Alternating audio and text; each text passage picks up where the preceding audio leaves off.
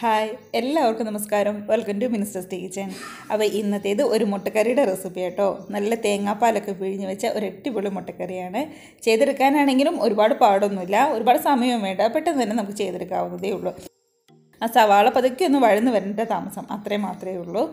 അപ്പോൾ നമ്മൾ അപ്പത്തിൻ്റെയും അതേപോലെ തന്നെ ഇടിയപ്പത്തിൻ്റെയും പൊറോട്ടയുടെയും ഒക്കെ കൂടെ ഏറ്റവും ബെസ്റ്റ് കോമ്പിനേഷനാണ്. അപ്പോൾ ഇതുപോലെ ട്രൈ ചെയ്ത് നോക്കാത്തവരാണെന്നുണ്ടെങ്കിൽ ഉറപ്പായിട്ടും ഒരു തവണയെങ്കിലും ട്രൈ ചെയ്ത് നോക്കണേ.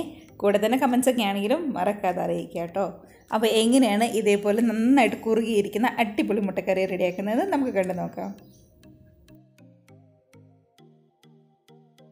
മുട്ടക്കറി റെഡിയാക്കാൻ വേണ്ടിയിട്ട് അത്യാവശ്യം വലിപ്പമുള്ള ഒരു പാൻ തന്നെ വേണം എടുക്കാനായിട്ട്. എന്നാലായിരിക്കും നന്നായിട്ട് ഇളക്കി മറിക്കാനൊക്കെ എളുപ്പമുണ്ടാവുക. പാൻ ചൂടായി കഴിയുമ്പോൾ ഇതിനകത്തേക്ക് വെളിച്ചെണ്ണ ചേർത്ത് കൊടുക്കാം. ഒരു 3-4 ടേബിൾ സ്പൂണിൻ്റെ അടുത്തേക്ക് വെളിച്ചെണ്ണ വേണം നമ്മൾ ചേർത്ത് കൊടുക്കാനായിട്ട്. വെളിച്ചെണ്ണയ്ക്ക് പകരം മറ്റെന്തോ ഓയിൽ ഒഴിക്കുന്നതിനേക്കാളും ഏറ്റവും നല്ലത്, എപ്പോഴും നല്ലത് മുട്ടക്കറിയൊക്കെ വെക്കുമ്പോൾ വെളിച്ചെണ്ണ തന്നെ ചേർത്ത് വെക്കുന്നതായിരിക്കും കേട്ടോ. നല്ല നാടൻ കറിയാവുന്നതുകൊണ്ട്. വെളിച്ചെണ്ണയോട് ചേർത്ത് കൊടുത്ത് നന്നായിട്ട് തന്നെ ചൂടായി വരുമ്പോൾ ഒരു 1/4 ടീസ്പൂണിൻ്റെ അടുത്തേക്ക് കടുകും കൂടി നമുക്ക് ചേർത്ത് കൊടുക്കാം. അപ്പോൾ കടുകും നന്നായിട്ടൊന്ന് പൊട്ടി വരുമ്പോൾ ഇതിനകത്തേക്ക് മീഡിയം സൈസുള്ള 3 സവാള അരിഞ്ഞതാണ് ചേർത്ത് കൊടുക്കുന്നത്. നീളത്തിൽ തീരെ കനം കുറച്ച് അരിഞ്ഞിരിക്കുന്ന മീഡിയം സൈസുള്ള 3 സവാളയും കൂടി നമ്മൾ ചേർത്ത് കൊടുക്കുന്നുണ്ട്. അപ്പോൾ ഈ സവാള എണ്ണയിൽ കിടന്നുകൊണ്ട് നന്നായിട്ട് തന്നെ ഒന്ന് വഴന്ന് വരണം. സവാള ഒന്നും കൂടി നന്നായിട്ട് വഴന്ന് വരാനായിട്ട് ആവശ്യത്തിന് ഉപ്പും കൂടി നമുക്ക് ഈ സവാളയിലേക്ക് അങ്ങ് ചേർത്ത് കൊടുക്കാം. അതും കൂടി നല്ലപോലെ ഒന്ന് മിക്സാക്കിയതിന് ശേഷം ഇതിലേക്ക് 1 ടേബിൾ സ്പൂൺ ഇഞ്ചി വെളുത്തുള്ളി പേസ്റ്റോ അല്ലാന്നുണ്ടെങ്കിൽ നല്ലപോലെ തന്നെ ചതച്ചെടുത്ത ഇഞ്ചി വെളുത്തുള്ളിയോ ചേർത്ത് കൊടുക്കാം. അപ്പം ഞാനിവിടെ 1 ടേബിൾ സ്പൂൺ ഇഞ്ചി വെളുത്തുള്ളി ശരിക്കും ചതച്ചെടുത്തതാട്ടോ ചേർത്ത് കൊടുക്കുന്നത്.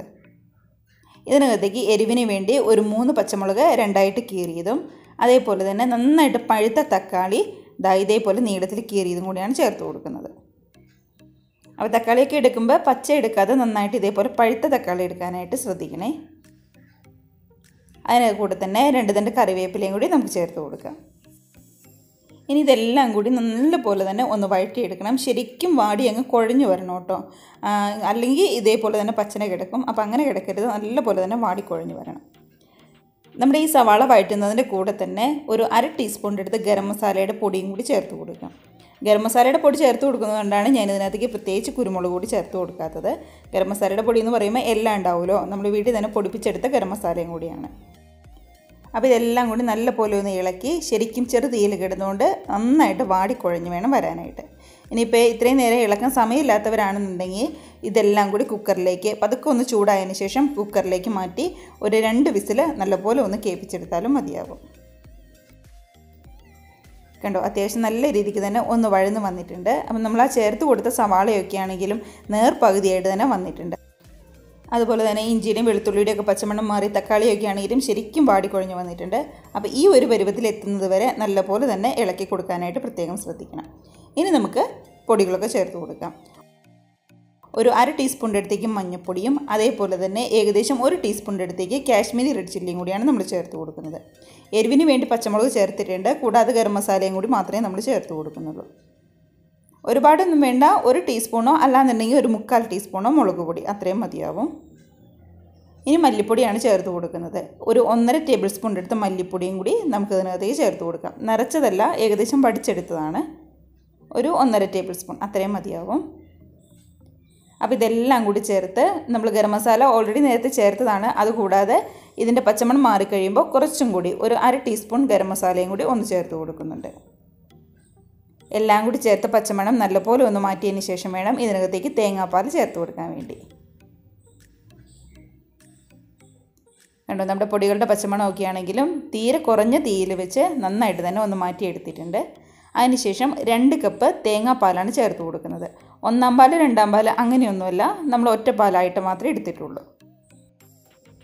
250 ml കപ്പിന് 2 കപ്പ് തേങ്ങാപ്പാലും കൂടി നമ്മൾ ചേർത്ത് കൊടുക്കാം. അതിനുശേഷം ഇനി തേങ്ങാപ്പാൽ തിളപ്പിക്കരുത് കേട്ടോ, നല്ലപോലെ നമ്മുടെ തേങ്ങാപ്പാലിലേക്ക് ഒന്ന് ചൂട് കയറി വന്നാൽ മാത്രം മതിയാവും. ഇവിടെ നന്നായിട്ട് പതുക്കെ ഒന്ന് ചൂട് കയറി വന്നിട്ടുണ്ട്. ഇതിനകത്തേക്ക് തേങ്ങാപ്പാലിന് ആവശ്യമായിട്ടുള്ള ഉപ്പും കൂടി നമുക്ക് ചേർത്ത് കൊടുക്കാം. ചൂട് കയറി വരുമ്പോൾ തന്നെ നമ്മൾ റെഡിയാക്കി വെച്ചിരിക്കുന്ന മുട്ടയും കൂടി ഇതിനകത്തേക്ക് ചേർത്ത് കൊടുക്കുന്നുണ്ട്. അപ്പം ഞാനിവിടെ 4 മുട്ടയാണ് എടുത്തിരിക്കുന്നത്. ഈ പുഴുങ്ങി വെച്ചിരിക്കുന്ന 4 മുട്ടയിൽ നിന്ന് ഒരെണ്ണം 2 ആയിട്ടൊന്ന് കീറിയിട്ട് വേണം ചേർത്ത് കൊടുക്കാനായിട്ട്. ബാക്കി 3 സാധാരണ പോലെ ചേർത്ത് കൊടുത്താൽ മതി. അപ്പോൾ നമ്മളങ്ങനെ 2 ആയിട്ട് കീറിയിട്ട് ചേർത്ത് കൊടുക്കുമ്പോൾ ആ മഞ്ഞക്കുരു ഉണ്ടല്ലോ അത് നന്നായിട്ട് ആ തേങ്ങാപ്പാലുമായിട്ട് ശരിക്കും ഒന്ന് മിക്സായി ഒന്ന് ഉടഞ്ഞു കിട്ടും. അപ്പോൾ നമ്മുടെ കറിക്ക് കുറച്ചും കൂടി നല്ല ടേസ്റ്റും ഉണ്ടാവും. അതേപോലെ തന്നെ നന്നായിട്ട് കട്ടിക്ക് ശരിക്കും തിക്കായിട്ട് തന്നെ നമ്മുടെ മുട്ടക്കറി നമുക്ക് കിട്ടുകയും ചെയ്യും. അപ്പോൾ ആ തേങ്ങാപ്പാൽ കിടന്നുകൊണ്ട് മുട്ടയുടെ മഞ്ഞക്കുരു ഉടയുമ്പോൾ ഒരു പ്രത്യേക ടേസ്റ്റ് ഉണ്ടാവും കേട്ടോ. അപ്പോൾ തിളപ്പിക്കൊന്നും വേണ്ട, ജസ്റ്റ് ഒന്ന് ചൂട് കയറി വരുമ്പോൾ നമുക്ക് ഗ്യാസ് അങ്ങ് ഓഫ് ചെയ്യാം. ഇത്രയേ ഉള്ളൂ നമ്മുടെ മുട്ടക്കറി എന്ന് പറയുന്നത്. ഇനിയിപ്പോൾ ഏറ്റവും ലാസ്റ്റ് വേണമെന്നുണ്ടെങ്കിൽ മാത്രം കുറച്ച് ഒരു നുള്ളു ഗരം മസാലയും കൂടി ഒന്ന് പതുക്കെ വിതറി കൊടുത്താൽ മതിയാവും. അപ്പോൾ ഞാൻ ഓൾറെഡി ഗരം മസാലയൊക്കെ ചേർത്തതുകൊണ്ട് ഇനി വേറെ ഒന്നും തന്നെ ചേർക്കുന്നില്ല. അപ്പോൾ ടേസ്റ്റ് നോക്കിയിട്ട് ഉപ്പോ എരിവോ എന്താണോ കുറവുള്ളത് അതേപോലെ ചേർത്ത് കൊടുക്കുക. കണ്ടോ, ഇതിപ്പോൾ നന്നായിട്ട് തന്നെ തണുത്ത് വന്ന് നമ്മുടെ മുട്ടക്കറിയാണ് ശരിക്കും കുറുകിയിട്ട് നല്ല അടിപൊളി ടേസ്റ്റിൽ തന്നെ നമുക്ക് കിട്ടിയിട്ടുണ്ട്. അപ്പോൾ ഇത്രയേ ഉള്ളൂ നമ്മുടെ മുട്ടക്കറിയുടെ റെസിപ്പി എന്ന് പറയുന്നത്. സിമ്പിളായിട്ട് ചെയ്തെടുക്കാവുന്നതേ ഉള്ളൂ.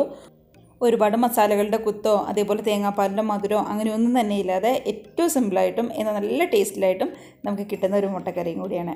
നമ്മുടെ അപ്പത്തിൻ്റെയും ഇടിയപ്പത്തിൻ്റെയും ഒക്കെ കൂടെ ഏറ്റവും ബെസ്റ്റ് കോമ്പിനേഷനാണ്. ട്രൈ ചെയ്ത് നോക്കി ഉറപ്പായിട്ടും കമൻസൊക്കെ അറിയിക്കണേ. അപ്പോൾ ഇത്രയേ ഉള്ളൂ നമ്മുടെ റെസിപ്പി എന്ന് പറയുന്നത്. വീഡിയോയ്ക്ക് ഇഷ്ടമായിട്ടുണ്ടെങ്കിൽ ഒന്ന് ലൈക്ക് അടിച്ച് മറ്റുള്ളവരിലേക്ക് ഷെയർ കൂടി ചെയ്യാനായിട്ട് മറന്നു പോകരുതേ.